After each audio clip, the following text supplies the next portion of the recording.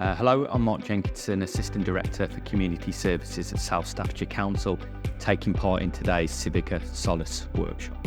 South Staffordshire is a predominantly rural district made up of 27 parishes, and a big challenge regarding placemaking is each one of those 27 parishes has got their own identity, so it's really key we've got a strong community leadership role to listen to the voices of all those communities, work with the relevant partners across local government, private sector, to influence and improve the community of South Staffordshire as a whole. One of our key aspirations is three-tier working. All of those levels of local government have got their own responsibilities, but we're trying to work really hard to pull those three levels of government together to work as one for the benefit of South Staffordshire residents and businesses. From today's session, it's great to listen to other people's experiences and perspectives from across the country.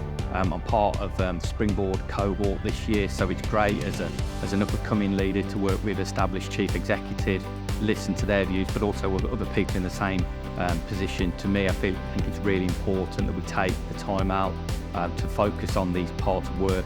Everybody gets caught up in the day job, but I think it's really important that we take some time out to reflect and work together with our partners and neighbours within local government.